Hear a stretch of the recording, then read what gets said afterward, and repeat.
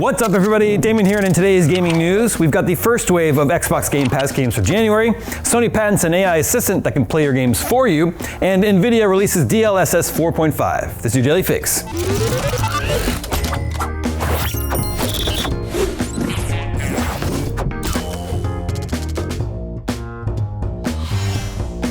Microsoft has made its first Xbox Game Pass announcement of 2026, confirming a number of big hitters for January. The headline additions are Ubisoft's Star Wars Outlaws and Capcom's Resident Evil Village, but there's plenty more coming to subscribers this month.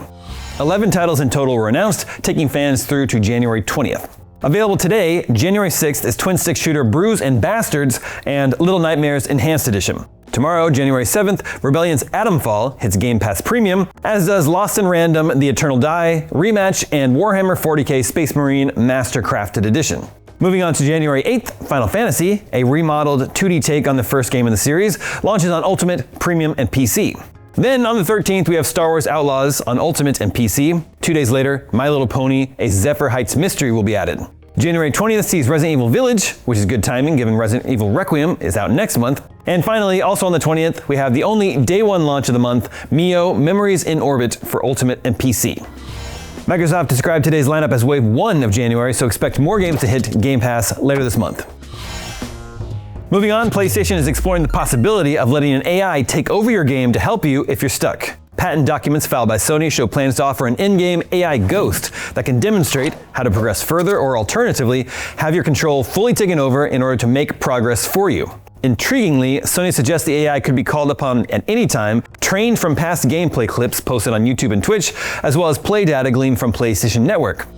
The idea is that the AI will be able to detect what a player is doing and compare it to past successful examples, then offer solutions. Sony's patent positions this new generation of AI assistants as superior to previous examples seen in games, evoking one unnamed example that sounds similar to Nintendo's assist features seen in some Mario 2D platformers. Sony has suggested that its AI assistance system will be able to track player progress on a more granular level, so the AI will be able to detect exactly what someone might be looking to achieve at a particular moment. Of course, just because Sony patents an idea doesn't mean it will come to fruition.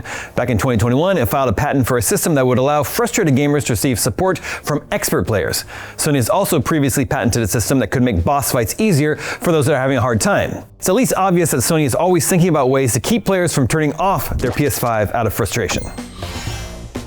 And finally today, Nvidia announced DLSS 4.5 at CES. It's an update to its deep learning super sampling feature that improves image quality on all RTX graphics cards now and extends its frame generation abilities on RTX 50 series cards in the future. The fidelity and stability improvements come thanks to a second generation of the transformer model that Nvidia introduced with DLSS 4, which has been trained on a significantly larger dataset and uses 5 times the compute power. That translates into noticeable improvements in how well challenging scenes are rendered, reducing artifacts like ghosting and shimmering, and improving anti-aliasing. These changes are rolling out with the GeForce 591.74 driver that's available for download now. The Nvidia app recently gained the ability to automatically upgrade older DLSS versions and mini titles, so you can give DLSS 4.5 a try right away in over 400 supported games. Kingdom Come Deliverance 2, The Elder Scrolls 4 Oblivion Remastered, and Indiana Jones and the Great Circle are called out for specific improvements. The other major upgrade is exclusive for GeForce RTX 50 series owners and is set to come this spring in the form of an expansion of multi-frame generation.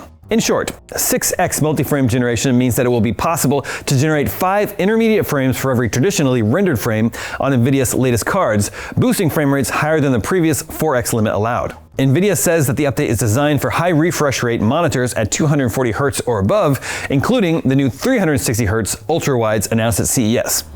Nvidia's other CES announcements include DLSS 4 confirmations for 007 First Light, Phantom Blade Zero, and Pragmata, upgrades to the RTX Remix modding tool, a range of Nvidia G-Sync Pulsar monitors with over 1000 Hz effective motion clarity, and new GeForce Now apps for Linux and Amazon Fire TV. And that is your Daily Fix for Tuesday, January 6th. Now that you're caught up on the news, watch an exclusive deleted scene from Predator Badlands. I'm Damon Hatfield, and for all your video game news, stay tuned to IGN.